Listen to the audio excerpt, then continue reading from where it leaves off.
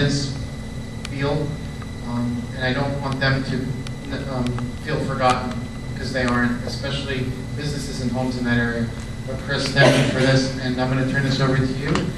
Matthew, and I appreciate you, and we appreciate you being here this evening. This is great. This will really help us. This is being recorded by CLU, which is one of our ski groups in town that are very environmentally conscious, like all of us here. So, Matt, without further ado,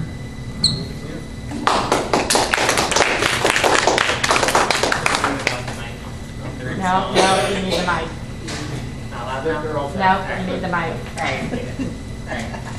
Right. So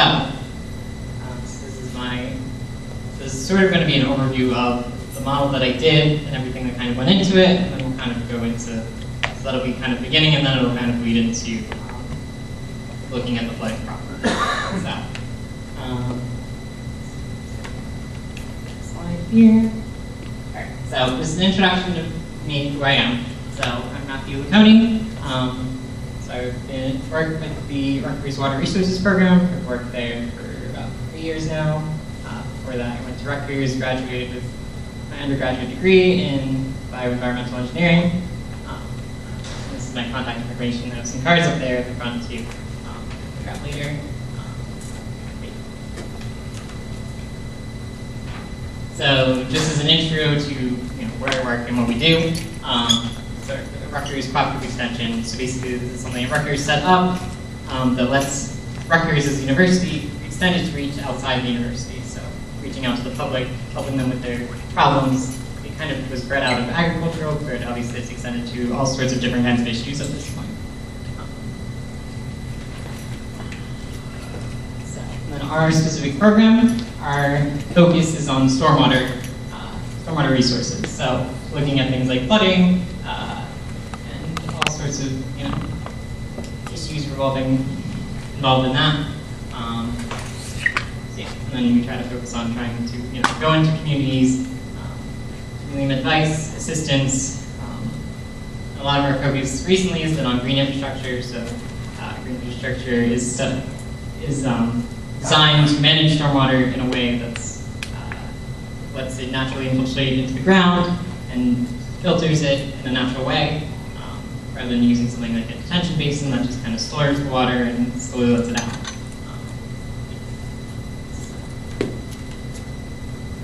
Okay, so we're just going to start with the basic intro to stormwater, so we're all on the same page. So this is obviously the road here in question, Palmer Ave. What is stormwater? So stormwater is water, obviously from rain that falls down and generates water. It lands on either on surfaces that are permeable, like asphalt, or if there's too much rain on top of grass, it'll eventually run up as well. And that's what we would call stormwater runoff. And stormwater runoff will flow over the ground, over into lakes, rivers, streams, all those sorts of things. Right, so sort of, again, kind of repeating the point. So where does this precipitation go when it rains, right? So either it will run off, so as I was kind of saying, can also be absorbed, right? So if you have plants, organic matter, grass, that can be uptaken by the plants. We'll use it for photosynthesis and other biological processes.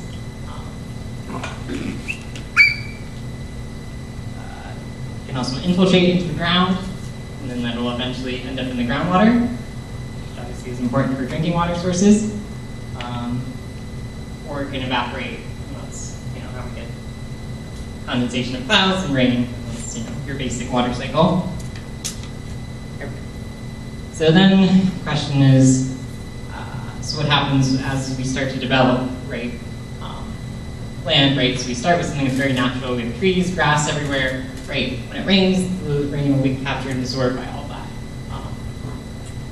As we start to develop, we get more and more impervious surfaces. And over time, as it gets more and more developed, you end up with more stormwater runoff because asphalt can't absorb water like grass can. So it doesn't serve the same function. This is just another kind of example of urban hydrology, right? So rains, it goes, into a catch basin, water gets straight discharged into either the stream, or it goes, towards a road, and the road, runs off over the land into the stream, right? There's not a lot of management of that stormwater. You have little areas, patches where water infiltrates, but not as well as pitch. Which got next? What button? Yeah, just the right arrow. Okay. So, it's kind of, again, reiteration. So, as you continue to develop land, right, you get disruption of the natural water balance. This can lead to increase in flooding, get more stormwater runoff, obviously, and obviously the streams have more flow, which is usually a lot of the reason for flooding, especially at Palmer Ave. That's probably the main reason there's too much water in the stream. And then even during dry weather, right, if water's not naturally infiltrating into the ground, then there's less, streams have something called base flow, so essentially water from the ground percolates into the stream and provides some water to the stream. So if you don't have water infiltrating, that water won't be there. So you get less water in the stream during dry weather, which makes it a worse habitat for wildlife. Right. So next we're kind of moving into like the history of how stormwater has been managed over the period of history, right? Because if all the stormwater is being managed properly from the beginning, we probably wouldn't have flooding problems like we have. So to begin with, right, the problem was, you have all this water here, all right, you just need to get it away, right? So you just divert it straight into the stream as quickly as possible, however you can, so the water's not flooding the areas that are flooding. Obviously, that probably isn't the best solution. Keep going until it's the next second. All right. The second solution was, all right, clearly, we're shoving all this water into the stream very quickly. That's going to lead to some flooding in the stream itself. So, all right, so now we need to make sure that we take that water, capture it in one spot, and slowly release it. So that's basically what the design of a normal detention basin is, right? Holds the water, slowly releases it in a way that's very controlled, right? So in terms of flooding management, that's pretty good. Doesn't provide a lot of other benefits that green spaces would provide, such as naturally infiltrating the water and other such things, but it's good control for flooding.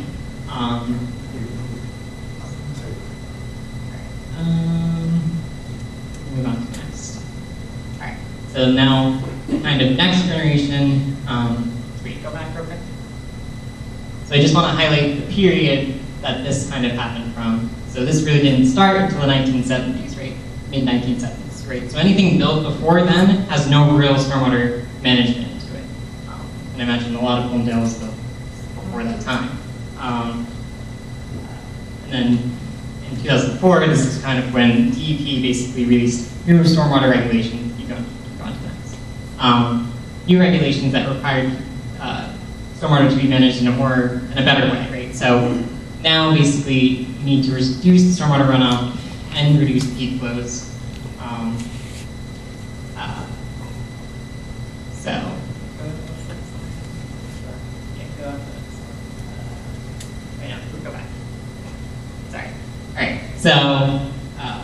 Right, and so you also need to reduce pollution as well. So, so now basically DEP's management is that you need to manage a 2-year storm event and you need to naturally infiltrate that water, or no, scratch that. It's a water quality storm. So you have a specific storm which is 1.25 inches per hour.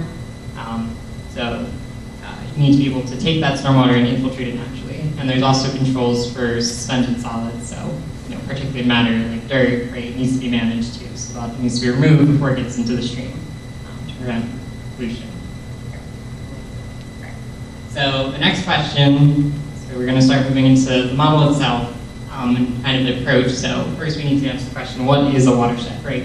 So a watershed basically is a boundary, kind of an imaginary boundary that delineates a natural drainage system, right? So essentially the idea is that if water rains here, it's not going to end up inside any of these rivers and streams. If it rains in here, it's definitely going to go through this whole pathway and eventually out the outlet, which is near your, which I believe is the tide gate up there.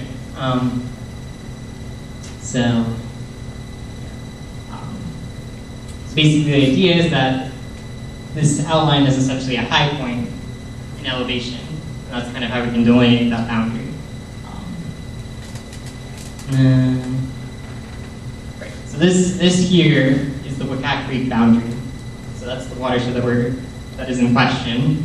But obviously there's other watersheds that are adjacent, but none of that water is flowing into this basin. So the only water we need to worry about if we're talking about flooding at Palmer Ave is just everything that's inside of there. Really whatever is mostly what's upstream, but downstream can matter too. But we'll get to that later. Can you point to where Palmer Avenue is on that map? Do you have an idea? Palmer Ave is right here. Right. So there's sort of this west branch, east branch, and central branch. So it's really the central branch that's really coming to that point, but all the water kind of converges here too, so that may also be affecting the area too. So, all right, so we'll move on. All right, so basically what I did is hydrological models, right? So the question is, what is a hydrological model? Right, so essentially it's a mathematical model that can act like, it's a way of mathematically producing values that could represent what's actually going on in reality, right? But essentially what it does is it takes that very large boundary we have, right, and splits it in something smaller that's more meaningful, right? So we can actually do some real analysis on it. And basically this will give us values of runoff volumes, amount of volume of stormwater that's coming out, the stream flow rate, just how fast that water is moving through, and obviously peak values, which is the most important value for flooding, right? Because that's when the most water is coming through the stream. That's what we call the peak runoff value. And the model I used is HEC HMS, which is designed by the U.S. Army Corps of Engineers. So very well used, very reputable model. So then the next question is, what's important in a model itself, right? So, right, the goal of the model is to represent reality, right, as much as reasonably possible, right? But obviously, in order to model something, you got to make a lot of assumptions, because otherwise you can't model every little crack in the pavement. That's impossible, right? So you got to make some levels of assumptions, and then obviously it's contingent on what data you have available to you. You want to use the best data you have available as much as possible. Which I tried to do, and then you also need to somehow verify that model with real-world observations. So obviously, if I produce a model and it's flooding, when it's not actually flooding, then there's problems. So it needs to be verified somehow. Obviously, the important thing is it needs to be useful in predicting the future events, right? So if it rains a certain amount, you need to be able to know, where's it going to flood now, right? That's important. So this is essentially the data that kind of goes into the model. So you have elevations, like I talked about, right? That helps me delineate the boundaries of the watershed, and it also lets me know, what direction all the water is going. So when I drop a water line somewhere, I can kind of tell where it's going to go. And land use is very important, right? So like I was talking about with the impervious cover and development rate, the more impervious surface you have, the more runoff you typically see. So it's very important too. Soils are very important too, because some soils drain super well. So if it's a very sandy soil, right, water will move through it very quickly. You can infiltrate a lot of water through it. If you have dense clay, it's not going to work so well. I went over impervious cover. You also need statistical rainfall. So typically these models are done using these statistical rainfall values. So they pretty much there's these 2, 10, 100-year storm events. So these are statistical storms. So when we say a 2-year storm, there's a 50% chance that'll happen in a year, right? So 1-year storm would be, on average, basically is always going to happen every year. It kind of goes from there. Okay. And there's also measured values, right? Things that I can't just grab from a data source. I really need to be out in the field and do.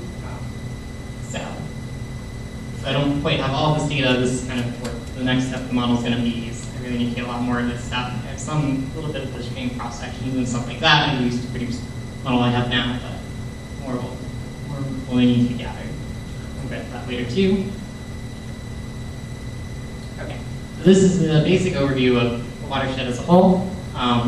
So the elevation varies from 360 feet above mean sea level to -5, because some parts of the topography are above sea level.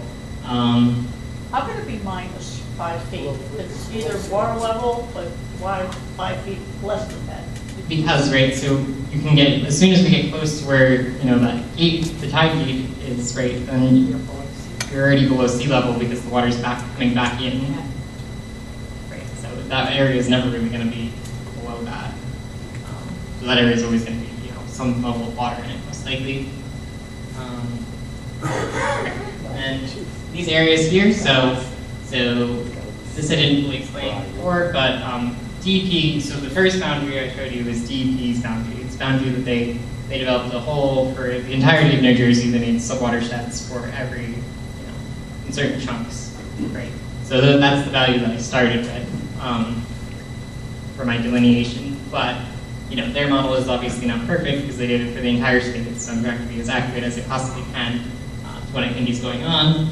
So when I delineated it, got a little bit smaller. 10 square miles in that range. And then, you know, our annual rain value in this area is about 45 inches. And then these are the 24-hour rainfall frequencies I talked about before. So these are those 1 to 10-year storm events. So essentially, in a 24-hour period, we get this much rain, right? So approximately every year, we get a storm that's at least this much. You know, in a given year, you know, there's a 10% chance that you could get 5.23 inches of rain. Obviously, you know, we seem to be getting more and more rain these days, so these values may need to be, you know, more updated. But these are the latest like standards that have been put out for Monmouth County. All right. So now I'm just going to go through some of the maps that are in the report. Kind of go through them. Most of them are all the data inputs, and I just kind of want to explain different things about them. Highlight certain things. So again, it varies from the whiter areas are high elevations, and the light blue is the lower elevations. So you can kind of see where the high areas of the town are, right? And then everything, you know, you can kind of see that these high areas create a separation between it and the surrounding areas. So, and then this boundary is sort of a DEP's boundary.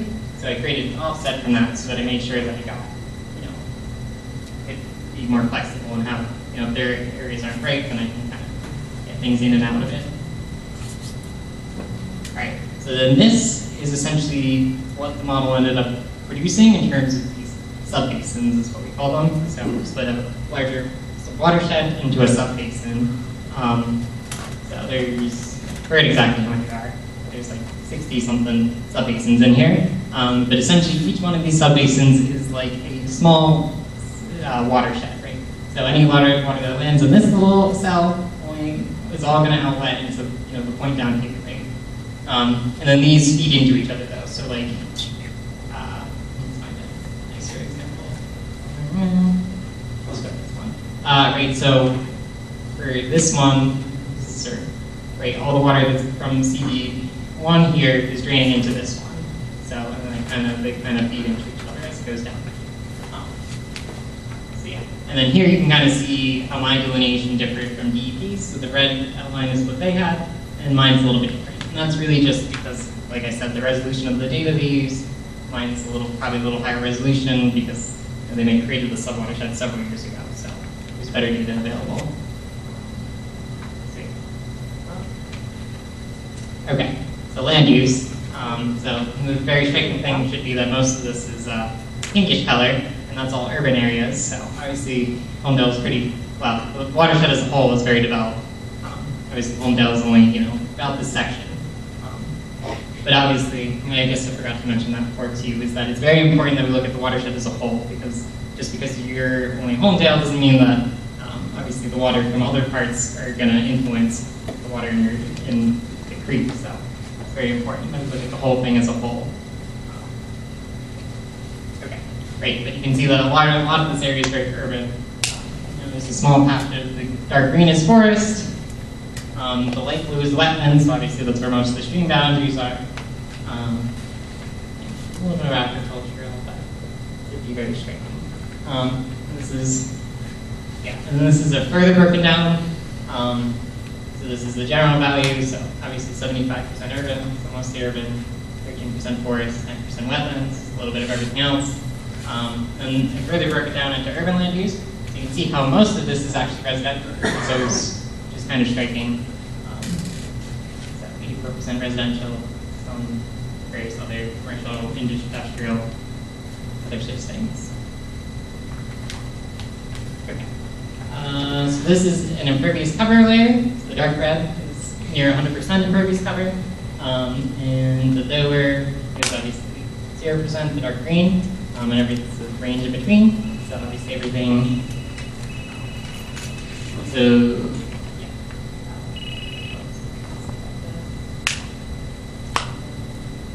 yeah, so essentially it's important, right, from our hydrology standpoint, where there's more impervious cover, there's more runoff. So these areas that are darker are obviously more important. This area was the forested area, so I don't really need to worry about this area that much. You know, all this is all residential in here, so there's a lot of, probably a decent amount of runoff coming off of here, even though it's not super dark, it's also a large area that's composited, right? We also have, I think this is the HEC, so there's probably a lot of runoff from that too. You know, your commercial areas in here.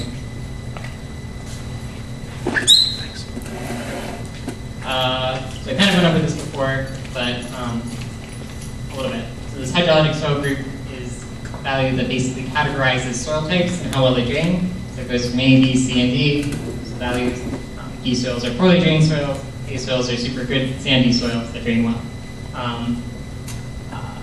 So basically the important thing is that we need to both combine sort of the land use values, which kind of give us an idea of the amount of impervious cover values, because obviously it'd be very hard to get.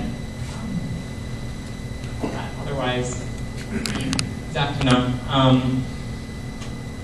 And it's also important that you combine that with the soil type because you know, the pervious areas that are there are going to be well drained better than areas that aren't. So right. So even if you have a super grassy area, but it's a D soil, it's generating more runoff than it would be if it was an A soil, right? So it's also important what kind of soil is there combined with the land use. So you need a value that combines them together. That's what this curve number is. So it's essentially one number that kind of combines everything together about how much stormwater runs off of the site. All right. So ultimately, we'll lump this hydrologic soil groups first. So you can kind of see. All right. So the greener soils are the more well-drained soils. The darker, redder ones are the less well-drained soils. And then there's also a color variation. So like the dark green is a well-drained soil. The lighter green is areas that are usually more saturated. So they would drain well if they weren't saturated soils, but because they're usually saturated, they don't drain so well. So I tried to show that the best way I could on this. So Matt, you're saying over by Palmer Avenue, that's where it's more saturated? I really. Oh yeah, over here? Yeah, so that's sort of the idea. Obviously these are very broad, but yeah, that's kind of the general idea. So this area is probably typically more saturated.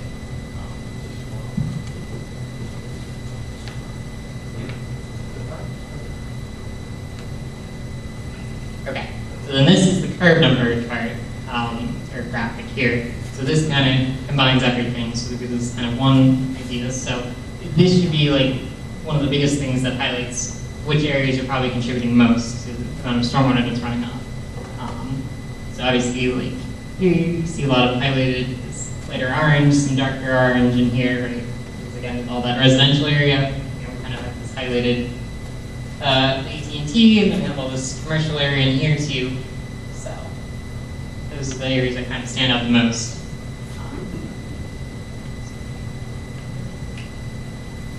All right. So again, these are the subbasins. So again, I just wanted to show the aerial view so you can see a little better this is all that residential area in here, and commercial areas. Okay, so basically, for every one of those subbasins, all that data that I had got summarized into this.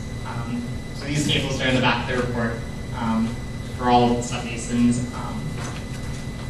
So drainage area is pretty self-explanatory. That's the actual size of those subbasins that I delineated, percent impervious, and how much impervious cover there is, my curve number we went over. And basin lag, so this is another value. So this, I'm going to go back to the previous one. Just to explain this. So basin lag essentially is a way of talking about how long it takes the water that starts, comes from this basin to get to here, right? So we need some, right, water, it takes time for water to get downstream, right? The basin lag is a way of, accounting for that. So it counts for how long it takes for water to move through each kind of cell there.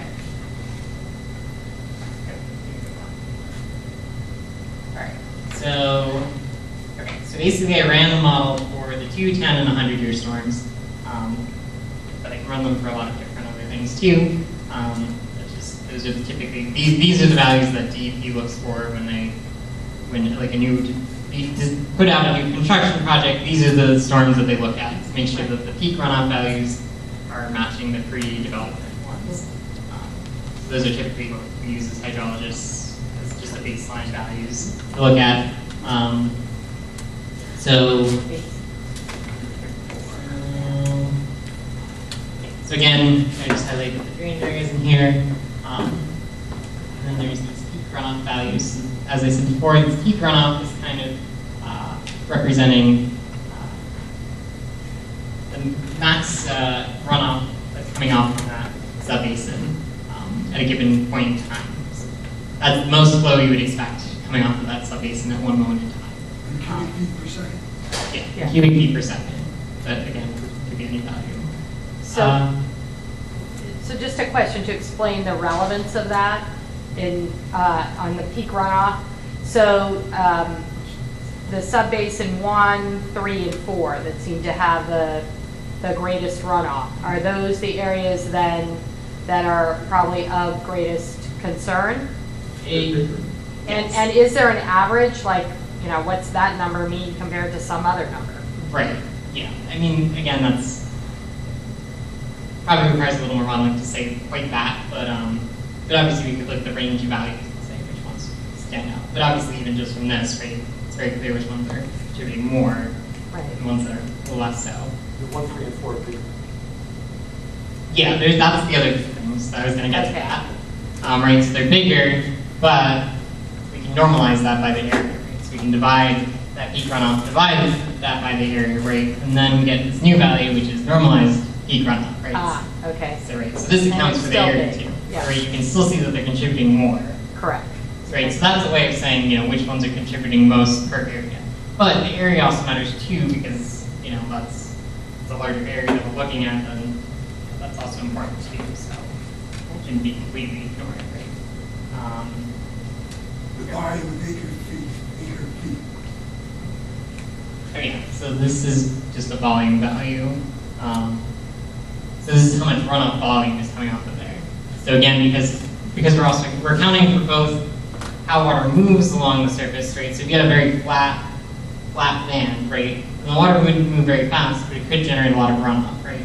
So it's also good to look at both values, right? For flooding, probably the peak runoff matters more, but say you had a lot of slow-moving, lot of water, but it's slow-moving, then that could still also cause flooding. So it's good to look at all those things, right? Okay. Is there a relationship between volume and channel width? Not quite. I mean, because these values are essentially, basically I'm taking, say, the subbasins here, right? Basically raining water on top of it, and then generating some amount of water on top of it, right? And then it moves it through the hydrology, and then puts it into a stream and runs it through, right? So it affects things, but it's not quite, that relationship isn't direct like that.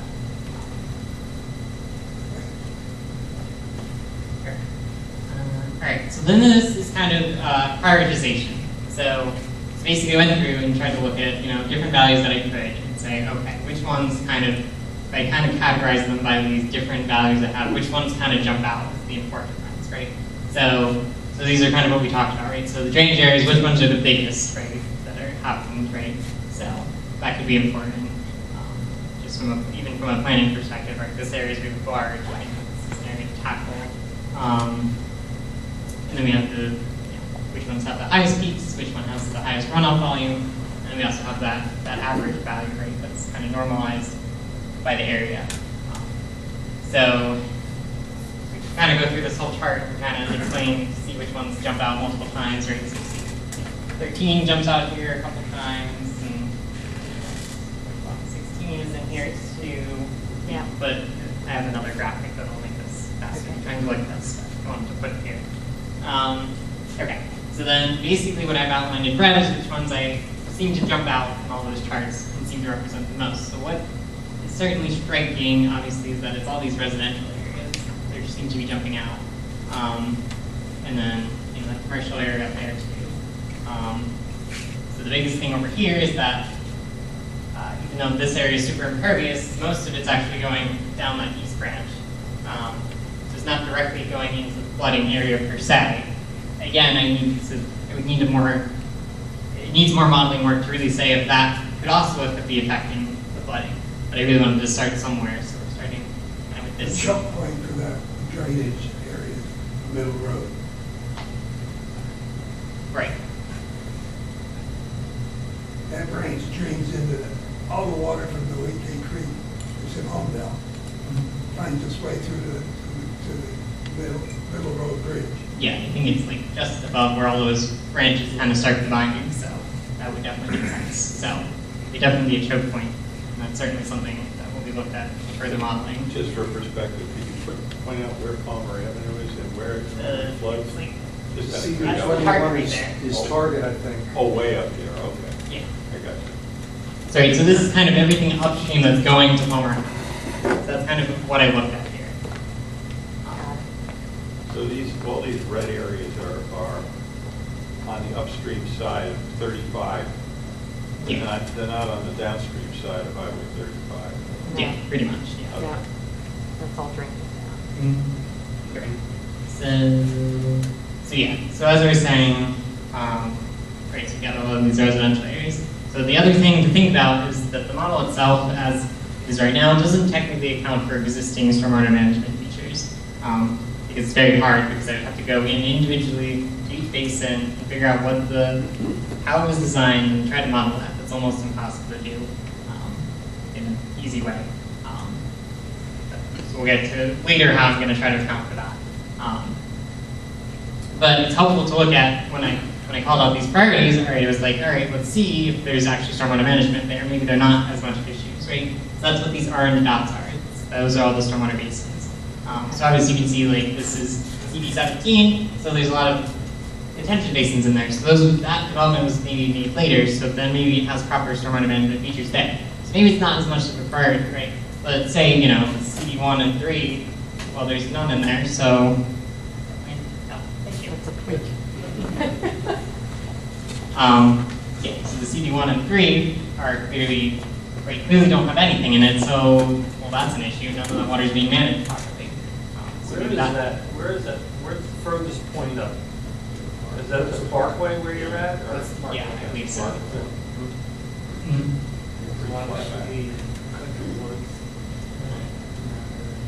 Macalusos. So we're collecting all our water flows down now. It all runs down there.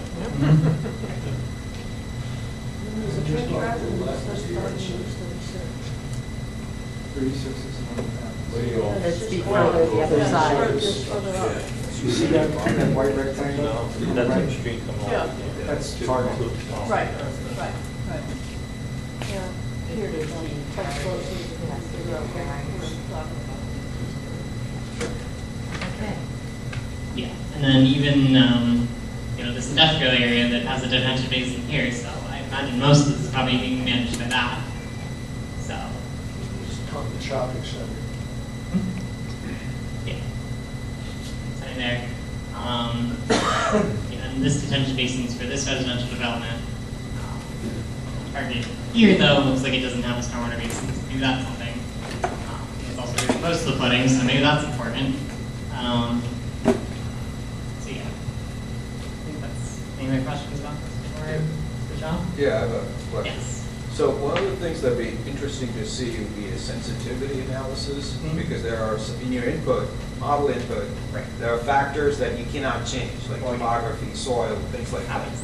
And there are factors that can change, like development activity, storm drainage, and so on. So you can actually see if all else were equal, would you have the same coloration in terms of the basins, or would it be different? Right. Yeah, that's something that I didn't want to do at this point, because before I would do something like that, I would definitely want to calibrate the model.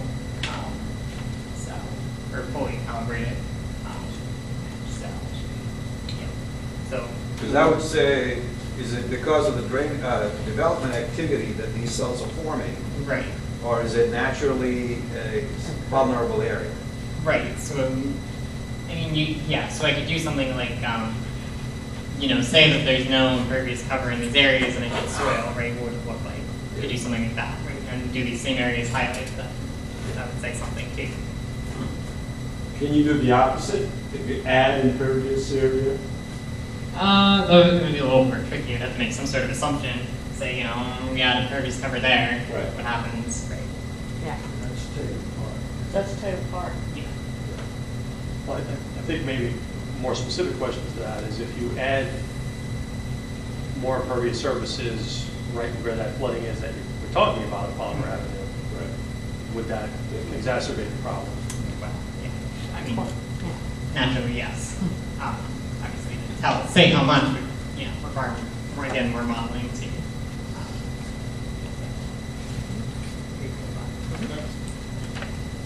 All right. So again, these are sort of the limitations that I have right now, based on where the model is right now.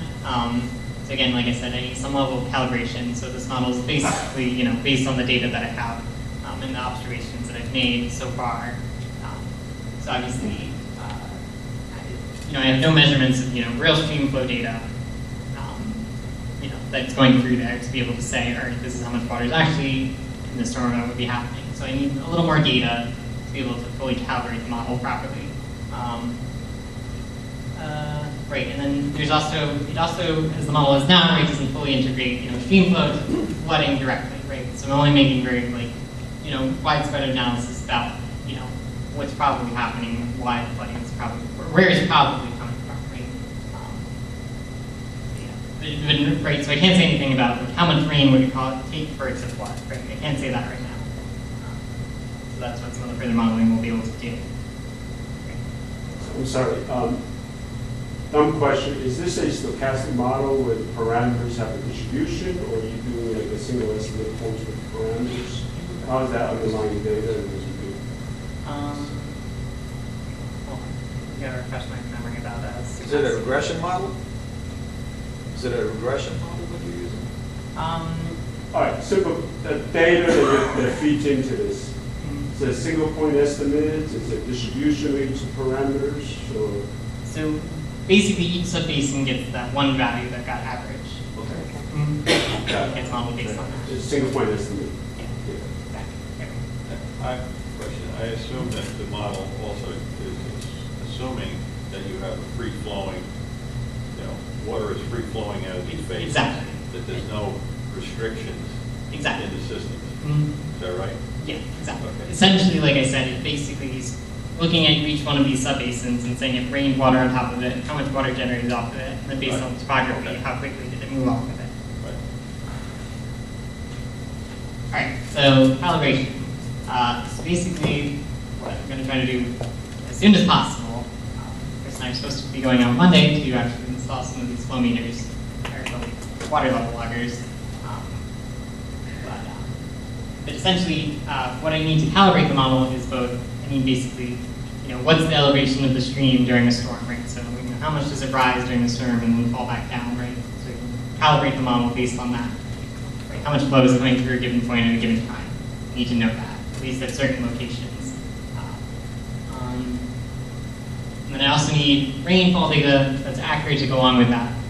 I could use, the rainfall data that the Weather Service puts out, but I want something a little better than that. So I'm going to put out rain gauges too to measure, what's the rain that is, directly in Homedale within this basin that we're looking at. So as direct as possible. I'm putting out 3 of those, so covered it pretty well. And then the next, as soon as that model is calibrated, the next step is to develop a HEC model. So this is the model that would actually let me say something about how much flooding is happening, right? So basically, the HEC HMS model goes into the HEC model. So I take all that stream flow data that's coming out of that model, and then the HEC model basically models the river itself. So it measures the flow through the river, and then basically take cross sections of the river. So we can go out and take a lot more cross sections than I have, and then that would be able to let me say, how, and then this gets combined with flow measurements, so I can say, right, there's this much flow coming through here. How high is the river at that time, right? And I basically create an elevation discharge curve, and then I basically, based on that, I can, based on what the model is saying is the flow is at a certain point, I can say what the elevation is at that point. And then that helps me develop a flooding map. So that's sort of the next step. So, I mean, we've had quite a bit of rain recently. Mm-hmm. If you now install the sensors out there and we don't get a lot of rain, is that going to impact your calibration of the flow? Well, obviously, the more data I can get, the better. So the more storms that happen while the loggers are out there, the better. So it's unfortunate that I missed all those storms that just happened, but I wish I could have gotten out sooner, but our schedule's been a little crazy this spring and summer, so. Okay, so. Do you know where you're going to put these calibrations at this point? Yes, that's exactly what this map is going to say. All right. Okay. Where's So, the furthest one down? That green one in there, the last one down. Yeah, so that's the title one. So that's going to be basically everything that's kind of downstream from my last gauge. I'm going to use that as my value to kind of reference to. The biggest problem trying to model this, and the big challenge I had during trying to develop the model I have so far, is the fact that this whole area is potentially tidal up to a certain point, and I really don't know quite how far yet. Hoping that, with the stream gauges, I can maybe get some idea. And obviously, if you guys have any anecdotal evidence, that would be helpful too. So I don't really want to bother trying to put stream gauges all the way in this area either, because it's going to be very hard. It's not going to really represent the stream flows that well. It can also involve water coming in from here, which I can't really model easily either.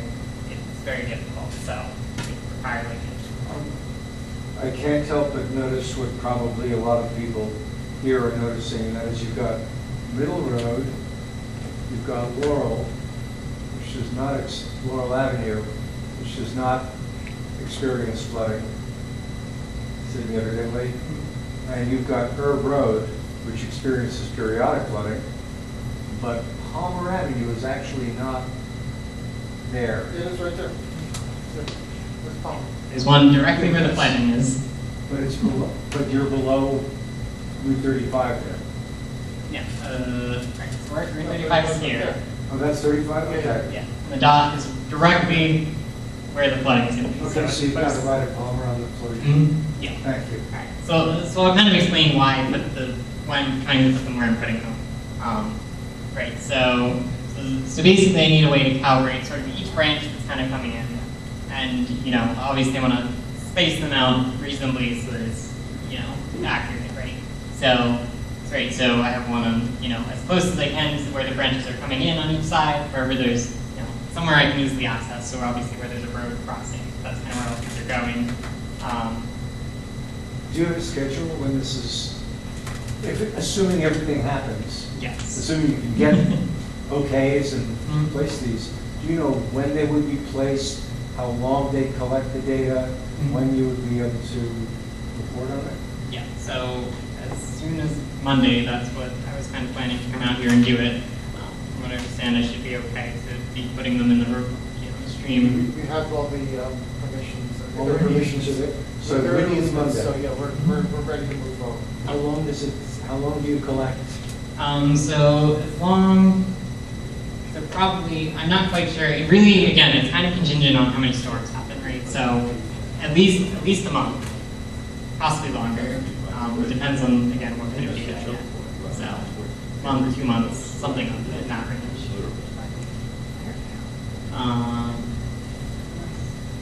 Where was I? Right, it's explaining the locations, right? So, yeah, I know. I'm sorry. I know the text is a little small.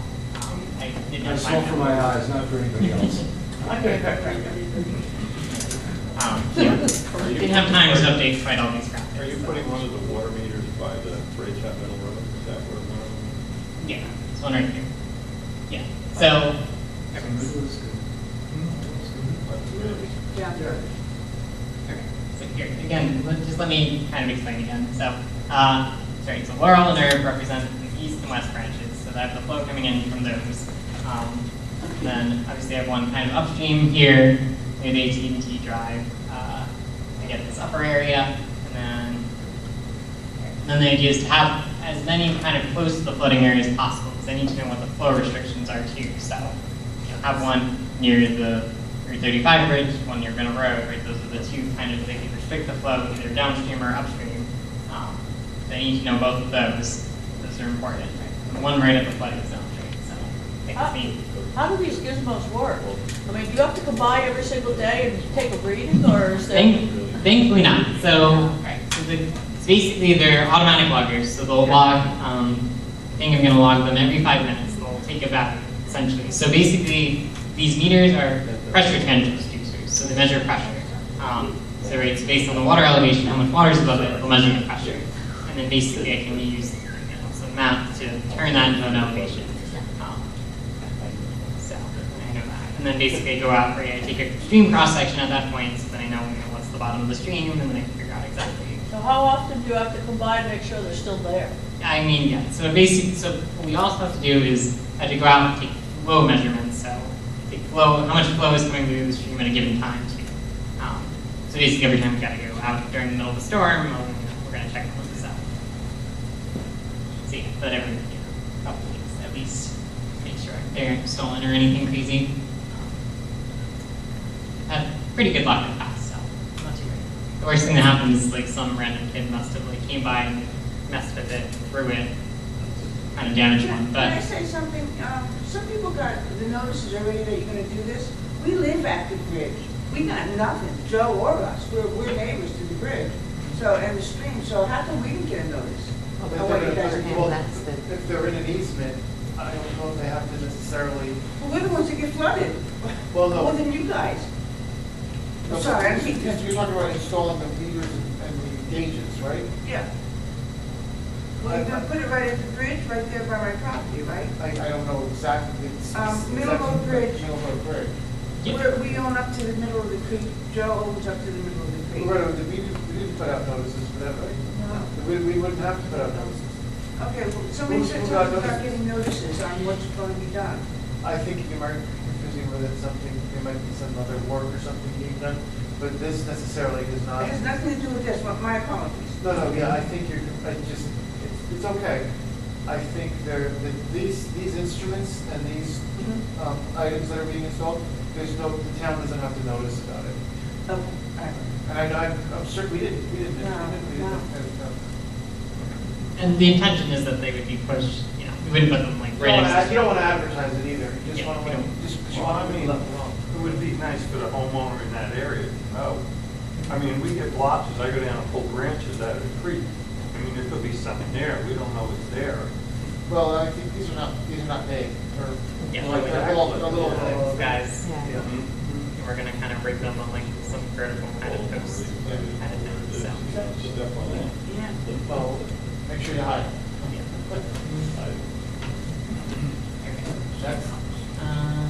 So I have a general, I want to make sure I understand. So you put in all these gauges to collect data to validate your model output, right? Which means that you have to wait for the storms that show in the 2-year period, 10-year period, or 100-year period. I mean, well, obviously that's unrealistic. Yeah, so you have to wait for at least one of those events to occur. No, not necessarily. Okay. I can model, I can put any data into, any rainfall data into the model. Right. Just to start, obviously I had no real storms. So Right. I put in a synthetic. Right. So you can simulate data Yes. and Right. throw it in the Exactly. model. Mhm. But I'm saying if you want to validate using the sensor data, Mhm. you need actual event to occur. You validate. To some extent, yes. But say you get a storm that's similar, I mean, again, well, the biggest thing is that it's really dependent, yeah, to some extent, unless you get that exact storm, you don't know what's going to happen. But they're also synthetic storms. They're not meant to actually happen either, right? They're just representations of a storm, right? So the idea is that you calibrate it for all these different kinds of storms that are, if you get this specific storm, then it should be close, right? no model is perfect. I always forget what the saying is, but all models are imperfect, but do the best that they can. So very, very difficult to model reality.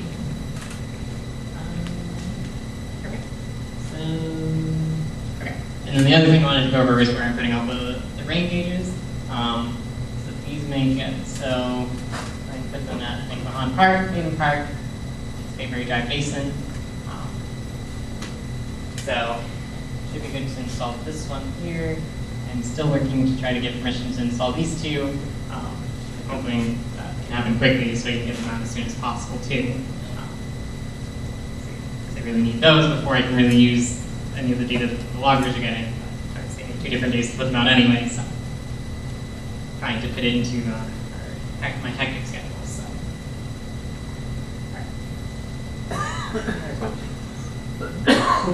Just an interesting point you just made that a model will gain you perspective to some extent, but it's not always accurate.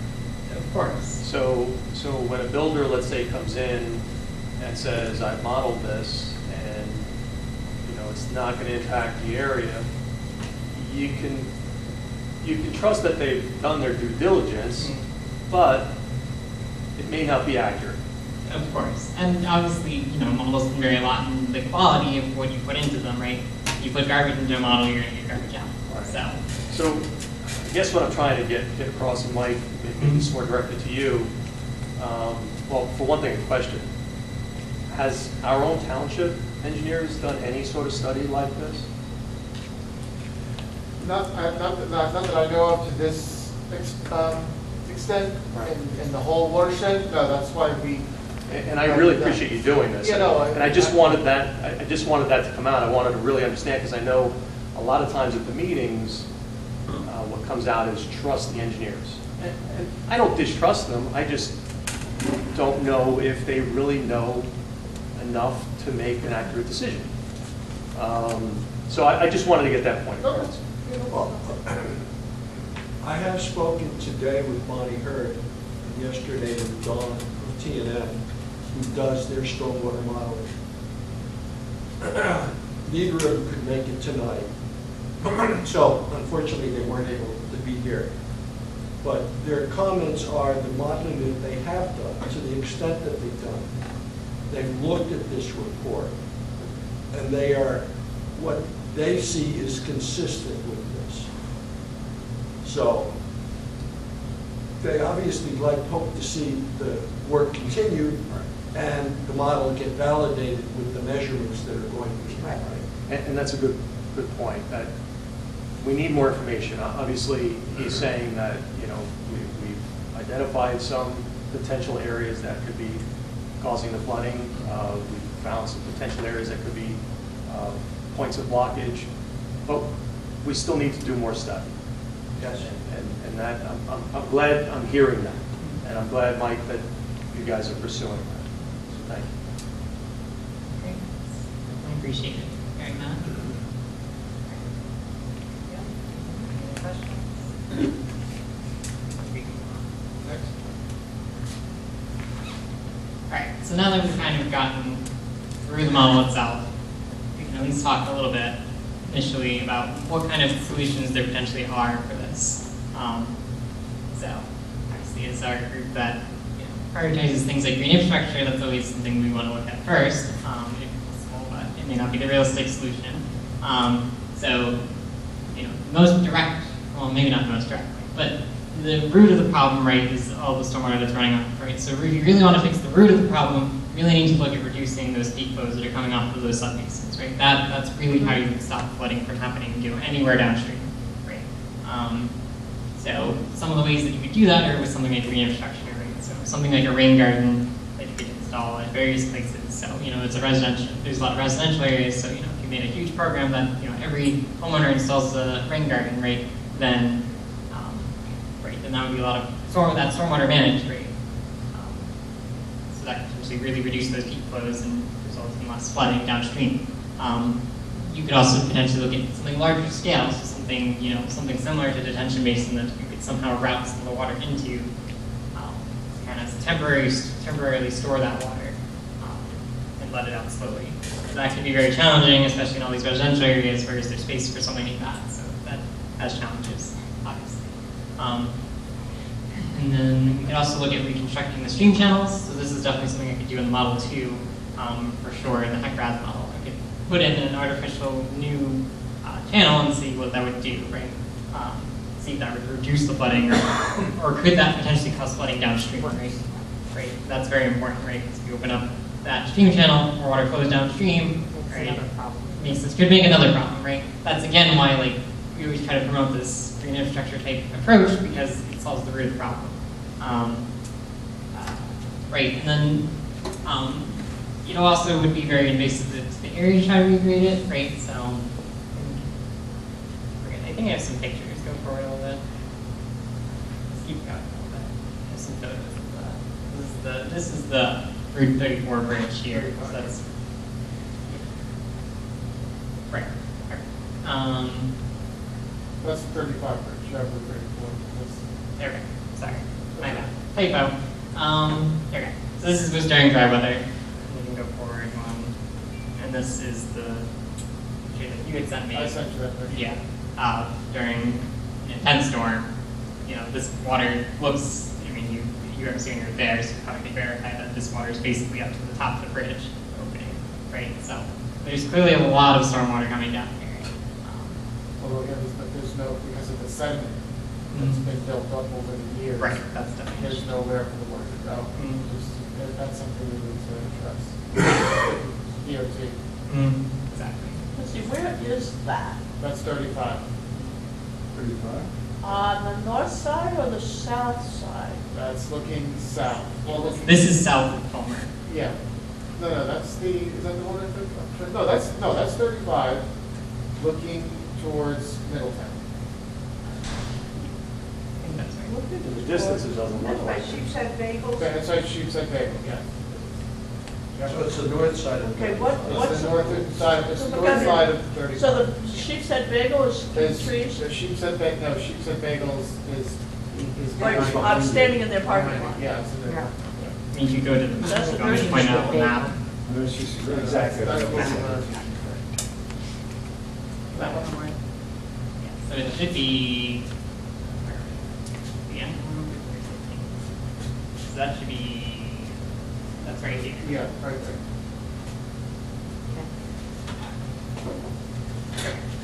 So and then this is right next to Palmer Ave. So this is the fire hydrant of Palmer Ave. This is kind of where all that flooding is happening right there. So this is during, again, same day we took the picture during the dry weather. The other bridge, right? So you can see how the stream here is pretty vertically straight down, right? So it's very clear that it's not conveying water in a very a natural stream would. So you get this very direct up and down channel. So when you get a little bit of flow, it's fine. But as soon as you get a lot more flow, right, the elevation rises very quickly, right? Yeah. If it was more trapezoidal shaped, right, then you would have more storage in the size of the stream. Yeah. So I definitely think that this is probably large, right? And think about how much narrower this is than that upstream. So you've got all that water upstream coming into this channel. It's obvious why this probably floods, right? Yep. Fills it all up. Was this channel narrowed like this naturally? I would assume. I doubt anyone would have made it like this, right? This tends to happen naturally. If, there's a lot of stormwater running very fast through a narrow stream. It'll just start to continue to gully and continue to erode the sediment. Coming down. Can I ask you a question? Yes. Seems to, as I recall, the water that's coming under the bridge on the 35 doesn't run through this channel right here.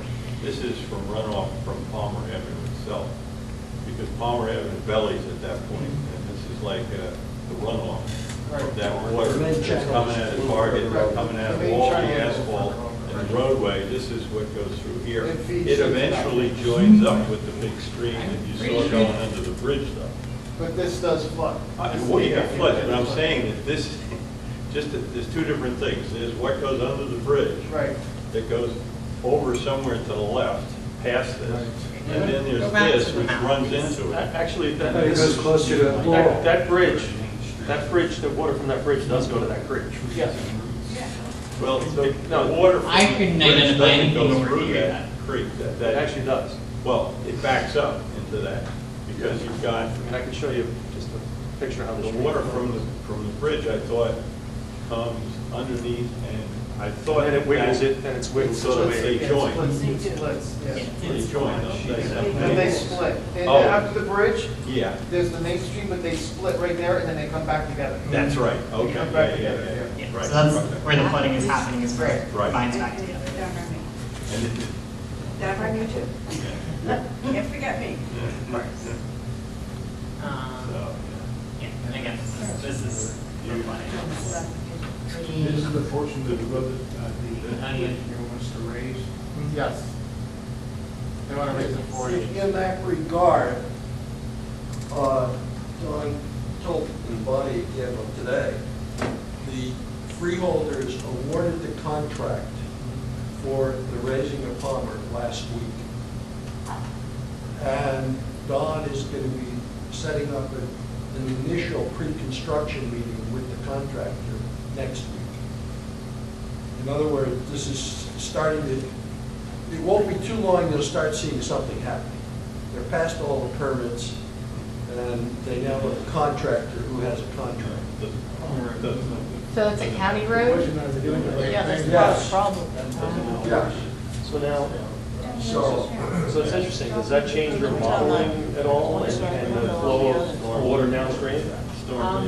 That won't specifically affect it that much because it really only affects, it'll affect the, like, my HEC RAS model because, the elevation here of the road is very important in that, obviously, right? Again, I can't say if, based on the model I have now, if raising the road is going to necessarily fix this. It'll definitely help, right? You're raising the road to the bottom of the middle of the road bridge. Yeah, Same elevation. I mean, I'm not sure what they're doing, obviously. but yeah, what they did, raising the road won't change the amount of impervious coverage. Right. It just makes it a little higher. Yeah. And at the highest point, they're raising it by 18 inches. So it changes the flow. It'll change the flow. Water's got to change the flow a little bit, but it doesn't change the volume. Well, it keeps the water back in the creek. But it won't make it drain. Direct. Exactly. Yeah. It potentially keeps the road more frequently above the high water mark. Exactly. Right, but that water's got to go someplace. Yes. Right down by me. Exactly. If there's flooding downstream, then that's probably going to exacerbate flooding downstream. Right? So that's why it's important to look at an integrated model when you look at trying to solve problems like this, because you just don't know what's going to happen. So, I mean, if they're ripping up all this road rather shortly, isn't that going to mess up all your statistics? Because all the flow is going to be different than it was last month. well, the way the model works, right? It doesn't matter necessarily. I mean, it'll affect it somewhat. It'll affect this area in the model, what elevation it is. That's not going to change a lot. It's not going to change anything upstream. It's not going to change anything. It would only affect whatever's in this little subbasin right now. Right. So, like I said, for the other model that I'm going to do, that'll look more so at the flooding itself, right? But I need to account for this and that, right? So that'll be important there. Most of the rain volume is coming from, most of the rain volume that's coming down the creek is coming from the AT&T and the area of Sports Parkland. That's the largest volume, the land area. So it gets the most amount of water. Well, that's part of it, yes. But it's also the large residential areas too. Yeah. Those also contribute a lot. Is there any thought to be putting a detention basin? Where? You could do it in the residential areas, but where do you find space for something? At the AT&T and also by the park, the bridge, the railroad bridge. Well, what about on that That's the map property? that has the basins on it. What? What about a detention basin in that property? This one? Oh, okay, go back. This Yeah, but see, map- AT&T on there isn't the No, flood. well, Now, one of the, just. real along quick. Palmer Avenue, there's a whole forest area. No, but at the Environmental Commission, this is the AT&T company. And that goes down to a different branch. But this Yeah.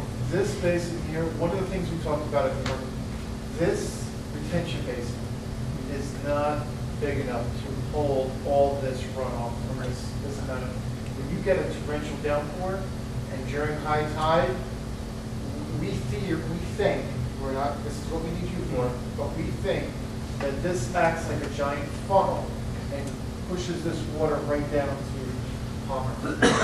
And it's when, but, and it leads into the, Waackaack Creek here, but because of the way the parking lot here is tilted, and it tilts down this way, it's not tilted this way, it's tilted down. This basin right here is very small. And we think that there needs to be some, that needs to be addressed by DT somehow, shape, or form. If we could go to them with data, if we could put some type of measurement. So in order to do something like that, I would need to go out, probably do like a survey of this detention basin, see what it looks like built, right?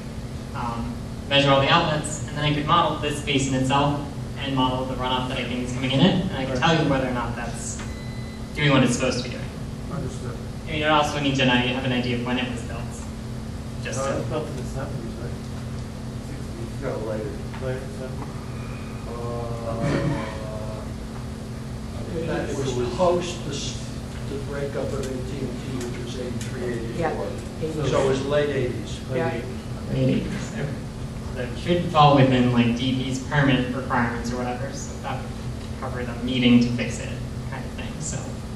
I guess the other thing coming back here to earlier comments, 1, 13, 16, 3, those are big residential areas, hilly, Yeah. and without any detention basins. Yeah. And that's a big source of the volume. Yeah. And how you go and retrofit something into those areas. But they all come out into the area underneath the bridge. Right. It all flows down. No, it comes out where the railroad track has a 8-foot culvert. Yeah. But that's a hump of the volume. And it all comes through the Waackaack Horse Park. Right. Before it goes under the bridge at 35. So, Mike, you were saying that environmental, you were starting to say that they wouldn't allow for a detention basin. No, well, first of all, it's in Middletown, but when we look at. No, I'm not talking about Middletown, I'm talking about on Palmer Avenue. Oh. In the area that they're talking about, potentially putting a apartment building. Oh, okay, yeah. But I had made mention a number of times that it seems like an ideal place for a detention basin. Use that as it's serving right now as our natural detention basin. Right. Why not So make it a make real that one? a real detention basin. It's properties not built on, and we're saying that residential areas around are contributing, and we really need some space, and we're not finding it elsewhere. Well, isn't that a viable place? It's a logical space. For a detention basin. Yeah, because the water wants to go there. It's just doing it imperfectly. You're right. So, How do you do it? Well, that's. yeah, let's so build that up. a question in terms of generally addressing problems like this. Is it better to address the water closer to the source? In other words, if you're going to build detention basins or green infrastructure, is it better to try to put those, and just in general, upstream so that you're stopping it as it goes rather than dealing with it when it's already all down at the bottom of the hill? Or is it better to wait till it all just gets to the bottom of the hill and then try and deal with it there? Do you have, or is that really a question for an engineer, like a road engineer, the township? Is that something you? Yeah, I mean, I can speak to it a little bit. It's complicated, is my Right. first thing. But, so essentially, right, it goes back to the peak discharges, right? So the peak that's coming from this detention basin is coming, right, so right, during a storm, right, you typically have some point of the storm where it peaks, right? So at that peak, right, that usually is gonna happen, about everywhere at the same time, right? So basically what ends up happening is this water that comes from here is lagged. So, right, So, you know, say, just making up numbers, say like 30 minutes, it ends up over here, right? Right, Right, but at that point, the peak from this one is already downstream. right. Right, so generally it's it's a little bit difficult to say in general, but that's again why it's good to look at a full model, because I can just put that in and say, all right, if we reduce the peak here by this much, Right. what would happen at this point downstream? Right. In general, I would say, I don't know, I have to think about it more. Okay, so I guess what I'm asking is, even though the flooding might appear to be in this spot X, the solution is not necessarily in spot X. The solution may be further upstream, or it may be a combination of both. Exactly. Is that a fair statement? Yes, definitely. Yeah, because if you're not being knowledgeable in this, Exactly. you look out and you see the flood and you're like, well, we need to fix the flood right here. Exactly. When actually we may need to be fixing it all the way upstream in various locations. So that's all things being